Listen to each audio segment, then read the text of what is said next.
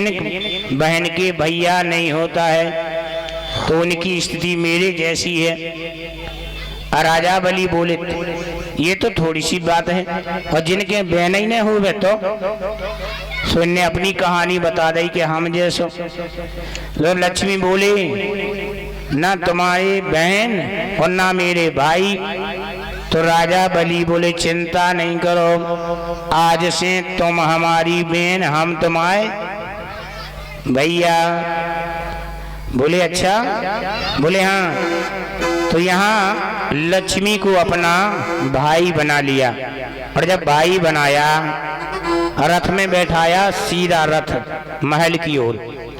और जैसे ही महल की ओर जब रथ चलता है, महल की ओर रथ आया, और उसी समय क्या हुआ, रथ के आते ही अब भगवान तो खड़े थे ना दरवाजे में, तो राजा बलि भीतर हो गए और लक्ष्मी जी चलने लगी भीतर।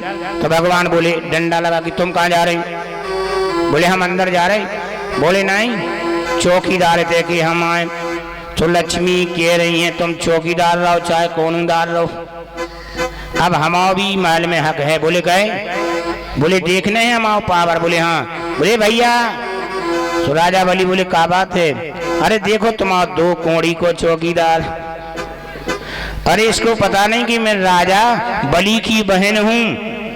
अच्छा तो क्या कह रहे हैं? अरे हमें रोक रहा है। और जैसे ही राजा बलि ने कहा भैया अंदर आने दो, और जैसे ही आदेश दिया भगवान समझ गए अब तुम्हीं को ठगना है तो जाओ अंदर। और जैसी देवी अंदर गई, सुंदर सारोट बिछाई, बोले भैया बैठ जाओ। और ये धागा है, वास्तव में इस धागा की कीमत चुकाना बहुत कठिन है। आजकल अमूल्य धागा है रक्षाबंधन का।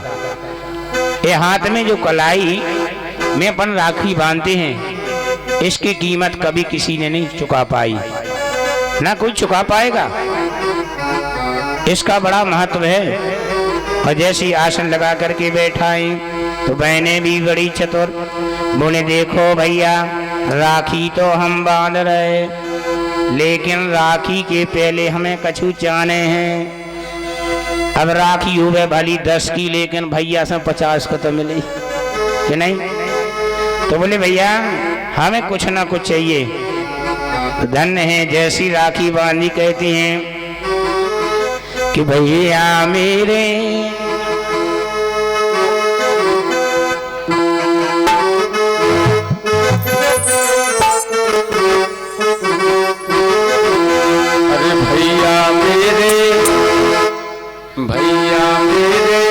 राखी के बंधन को निभाना।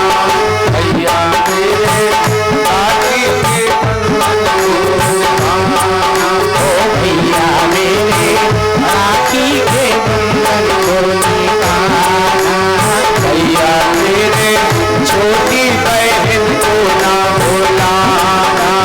भैया मेरे छोटी बहन को ना भुलाना। देखो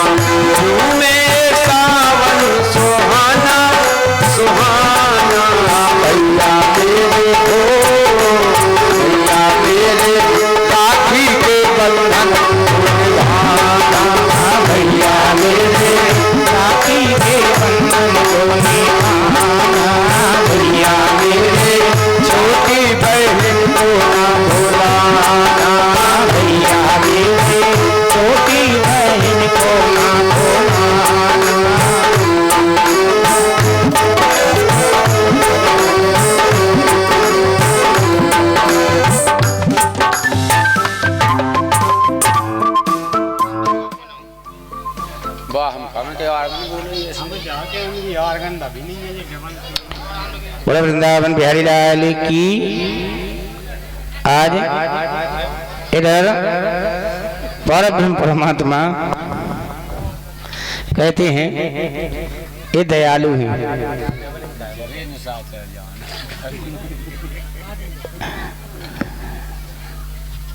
कहूँ ऐसा ऐसा हो जाता है। एक जगह का वो एक बाई हती हमारे की भी तेज हती। अब बेलें थी अपने लड़का वाले को। अब कथा अच्छी चल रही, जब क्या अच्छा मन लगो गावे बान को, जब के तान अच्छी लगी।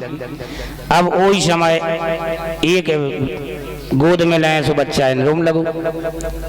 अब बच्चा जब रोम लगो तो आधा घंटा सो निकल गो लड़का हल्ला करत करत सो बे बताई हुए वो टोनी आदमी में शांत नहीं हो, चप हल्ला कर रहा जब से बैठ सुअर लो। अब आधा घंटा होगा लो। अब माइक में वो हमने इतनी तो कहा यही है कहा भाई अरे मोंगा आवे की जगह हुए तो मोर लो आ रही तनक चुप करवा ली। अब बाई को जाने भगवान जाने किया सो बुरा लगो। सोते ही लड़का को लेके ठाड़ी होके कहता सुनो महाराज। सो हमने जानी अच्छी बात है क्या रही। तो हमने की कहा देवी कहने की जा तो बताओ हमारा लड़का तनक रो आधा ही घंटा नहीं भाव और इतने में हम यहाँ तुम्हें दिखा रहे। सो हमने की जा अच्छी चीज़ कछु कह रही। हमने की कहा होगा बोली सुनो हमारा लड़का रो तुमने माइक में हो हमें डांट दो सब देख रहे करत रहो तुम अपनी कथा हम सोचे चले।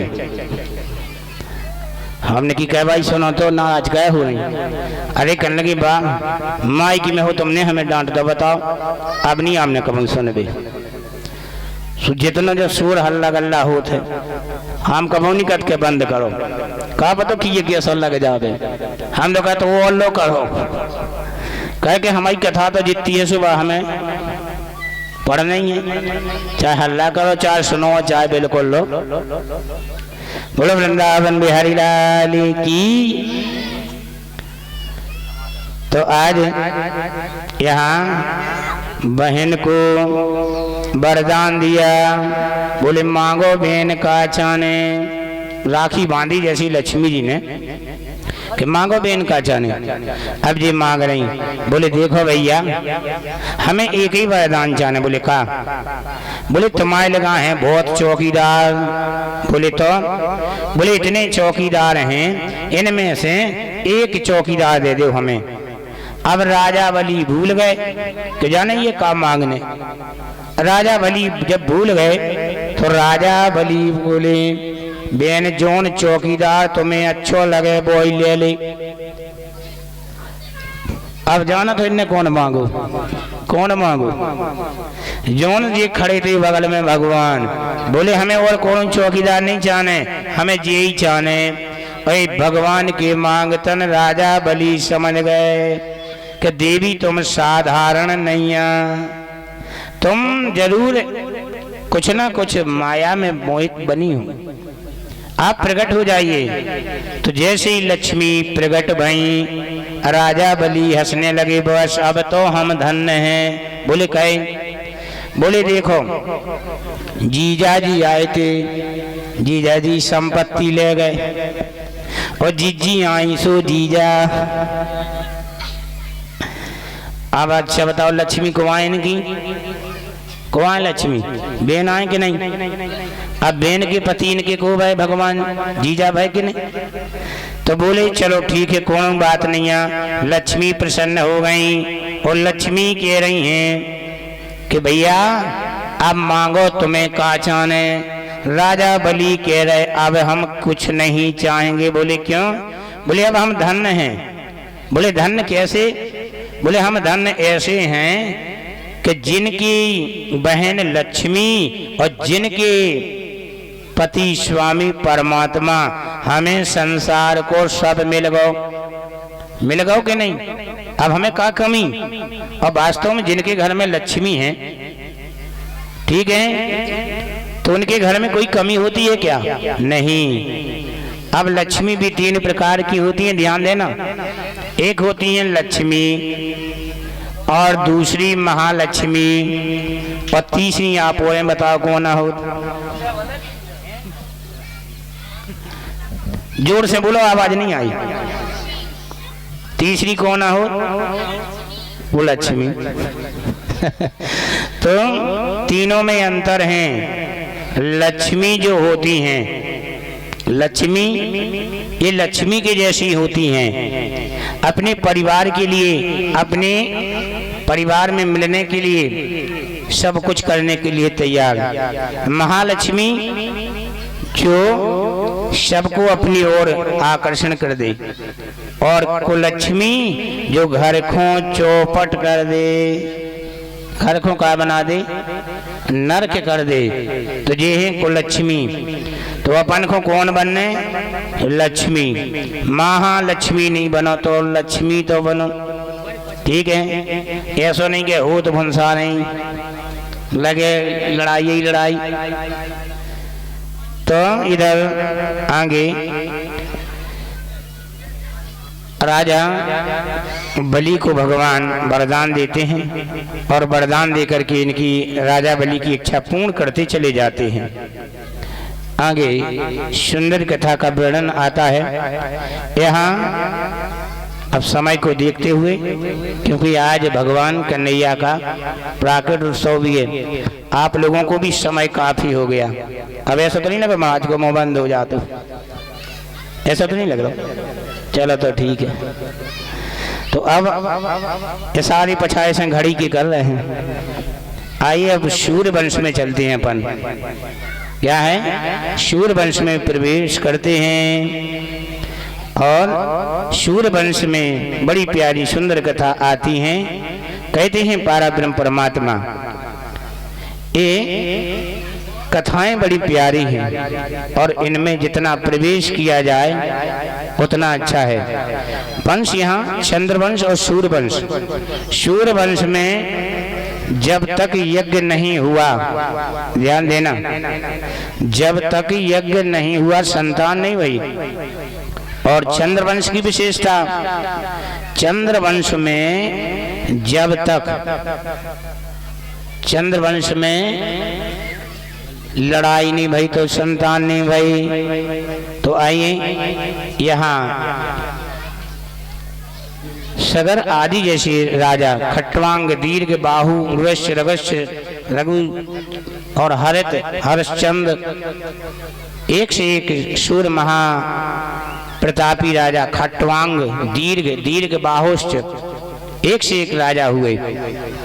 और इसी परंपरा को आगे बढ़ाते हुए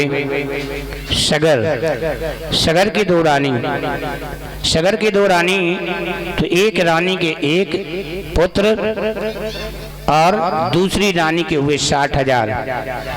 राजा सगर ने यज्ञ किया और यज्ञ जब किया तो यज्ञ में घोड़ा छोड़ा जाता है। और जब घोड़ा नहीं मिला, घोड़ा की खोज करते ढूंढते ढूंढते चले जाते हैं सगर के 60,000 पुत्र।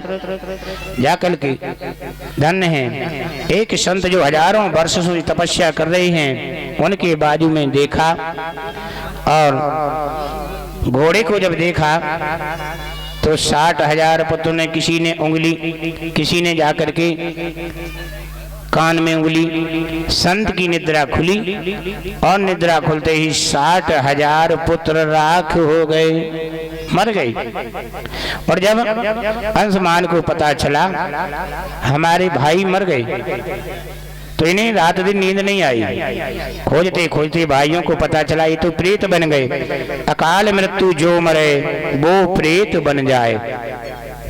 ध्यान देना, अकाल मृत्यु अगर जो भी मरता है तो सीधा क्या बन जाता है? प्रेत बन जाता है।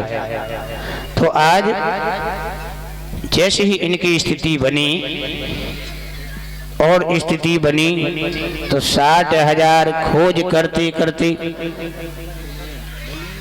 अब इनको तो पता चल गई तो प्रेत बन गए, तरेंगे कैसे? इन्होंने तपस्या करी, अंशुमान, असमंजस, इसी परंपरा में बढ़ते गए। और इसी में भागीरथ भाई, भागीरथ को जब पता चला कि हमारे दादा प्रेत बने बैठे हैं। अच्छा, प्रेत बने बैठे हैं तो इनको कैसे तारें? इनको भी रात दिन नींद नहीं आ रही थी। इन्होंने तपस्या करी और तपस्या करते करते गंगा मैया को प्रसन्न कर लिया। और जैसे गंगा मैया प्रसन्न भई और गंगा मैया प्रसन्न भई तो कहा, भागीरथ मांगो, तुम्हें क्या चाहिए? भागीरथ ने कहा कि अरे मैया, आपको हमारी जरूरत है। बोले क्यों? बोले हमारे पूर्वज प्रेत बने हैं और प्रेत जो बने हैं इनको तारने के लिए आपकी जरूरत है। बोले चिंता मत करो, मैं आऊंगी तो नीचे, लेकिन मेरा भार सहन कौन करेगा? तो बोले आप ही बताओ, ऐसा कौन है? बोले आप ही, ऐसा कोई शक्तिशाली देखिए कि जो मेरा भार सहन कर ले में। भागीरथ चलो वहां से आए। गंगा मैया तो जैसे तैसे प्रसन्न भई। अब भागीरथ जी ने शंकर जी की तपस्या करी और जब शंकर जी की तपस्या करी तो शंकर जी भी प्रसन्न हो गए। बोले मांगो भागीरथ, क्या चाहिए? बोले गंगा मैया आना है और गंगा मैया जैसी आएंगी ना तो आपको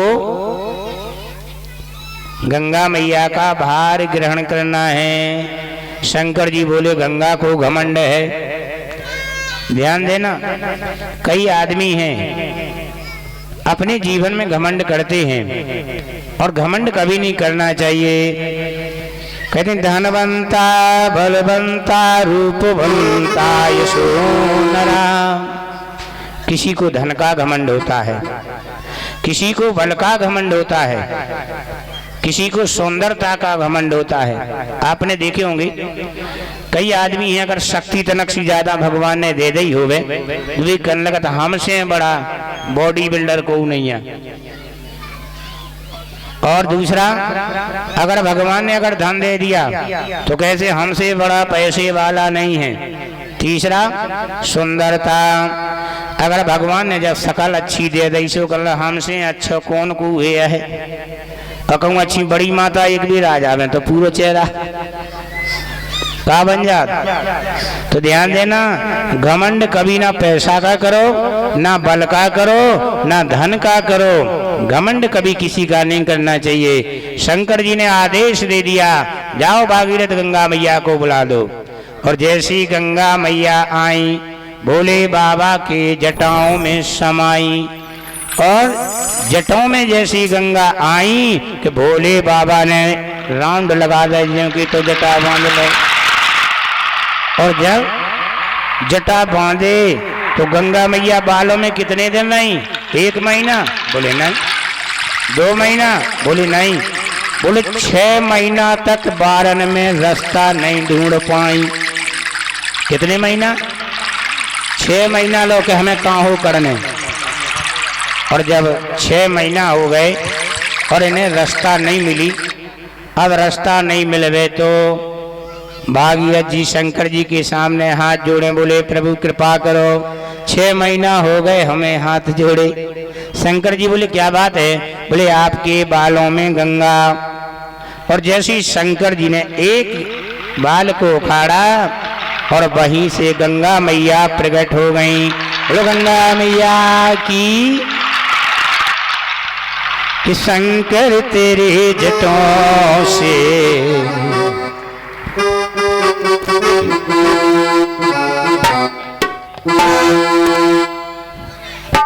शंकर तेरी जटों से बहती है गंगाधारा।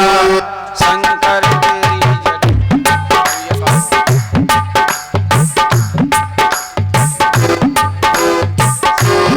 तेरी जटों से बहती है गंगाधारा। शंकर तेरी जटों से गंगाधारा। शंकर तेरी जटों से बहती है गंगाधारा।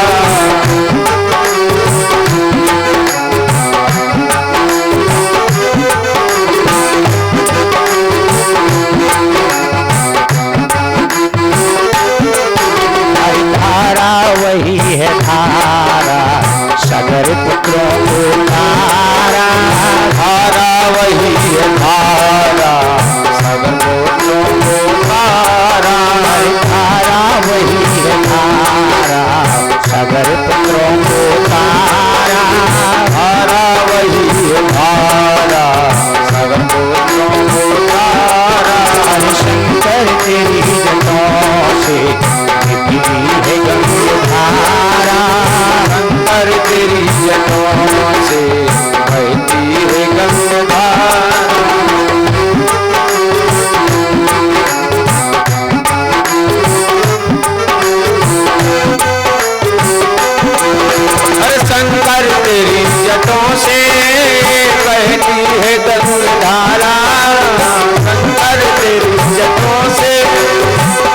बहती है गंगाधारा, धारा वही है धारा, धारा वही है धारा, सागर को तारा, धारा वही है धारा, सागर को तारा, शंकर तेरी जटों से बहती है गंगाधारा, शंकर तेरी जटों से बहती है गंगाधारा।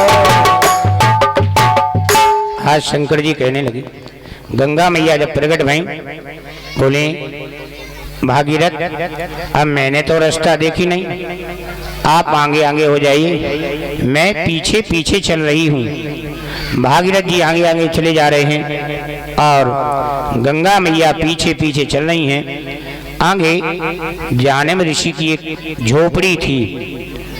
अब गंगा मैया को घमंड हो गया कि इस पृथ्वी पे हमसे बड़ा थोड़ी कोई है, और गंगा मैया ने एक ही हिलोर में जानम ऋषि की झोपड़ी बहा दी। और जैसे ही जहाँ ऋषि की झोपड़ी बही और ऋषि ने देखा, अरे यहाँ आकर के मेरी झोपड़ी बहा दी। एक ही बार में जानम ऋषि पूरी गंगा पी गए। अब भागीरथ ने फिर मुड़ के देखा, जैसे तैसे स्वर्ग से लाए। अब देखो गंगा के नाम कितने हैं। भगवान विष्णु के पद चिन्ह से जब प्रकट हुई थी तो विष्णु पाद गंगा, और शंकर जी के जटों में समाहित हुई सांखी गंगा, और वहां से जब भागीरथ जी के द्वारा लाई गई तो भागीरथी गंगा, और यहाँ जानम ऋषि के उधर पेट में रखी और रोम छिद्रों से निकली तो कहाई जानवी गंगा, और जानवी गंगा वहां से प्रकट होती। बोले जानवी गंगा की। अब वहीं से चलती हुई जैसे ही हरिद्वार में आई, हरिद्वार में देखा एक नहीं 7 महात्मा बैठे। आपने देखा गंगा मैया की हरिद्वार में 7 धाराएं हैं और हरि की पेड़ी में फिर इकट्ठी हो गई। अच्छा भी 7 धाराएं कैसे बन गई? बोले 7 ऋषि बैठे थे तो 7 ही इनको आदो पानी करो कि इनको टच नहीं हो जाए। अरे एक बाबा एक ही बार में पी गए तो 7 हैं, तंतनकलो नहीं होने। तो बोले अपन ही बच के चलो, ई धरती पे भी एक से एक महापुरुष हैं। तो यहाँ गंगा मैया 7 धाराओं में बट कर के हरिद्वार में हरि की पेड़ी में एक हो गई। अब वहां से हरिद्वार से चलती हुई सगर पुत्रों को स्पर्श किया। स्पर्श करते ही सगर के 60,000 पुत्र तार दिए। अब गंगा मैया को सब लोगों को पता चले, जो भी मरे रे के राख गंगा मैया में स्वाहा। आज तो जिंदा भी डाल दी, ले उतर जाओ, मुर्दा भी उसी में उतर जाओ। आज गंगा मैया भगवान से प्रार्थना करने लगी, हे प्रभु अभी तो मैं मेली बन जाऊंगी, कहाँ तक इनके पापों को धोऊंगी। भगवान बोले चिंता मत करो, तुम्हारे पास वो शक्ति है और हमारा वरदान है, तुम कभी मेली नहीं होगी, तुम कभी अशुद्ध नहीं होगी, और तुम्हें जो भी टच करेगा, स्नान करेगा, पान करेगा, उनके सब पाप तुम क्षमा कर दोगी। आज अपन गंगा में स्नान करने जाते कि नहीं जाते? तो आज गंगा मैया को भगवान ने वरदान दे दिया। और वास्तव में वरदान ये है कि देखो अपने सामने अपने घर में कुआं का जल रखना और गंगा जल रखना, और गंगा जल सालों साल खराब नहीं होगा। होता है क्या? और घर का जल, कुएं का जल खराब हो जाएगा। तो ये वरदान किसने दिया? भगवान ने दे दिया। जाओ गंगा मैया, तुम कभी मैली नहीं होगी। तो इसी सगर की परंपरा में आगे बढ़ते हुए कहते हैं, रघु आदि एक राजा हुए और इसी में दशरथ भय। और दशरथ के जब संतान नहीं भई, और जब दशरथ जी के संतान नहीं भई तो धन्य है, कहते हैं राजा दशरथ का चौथापन लगने को था। तो राजा दशरथ जी को जैसे चौथापन लगने को था तो इन्होंने क्या काम किया? चौथेपन में कहा कि गुरु की शरण में जाना चाहिए कि नहीं जाना चाहिए। तो भगवान गुरु भगवान के दरबार में राजा दशरथ जी जाते हैं, कहते हैं कि गुरु ग्रह तो रहत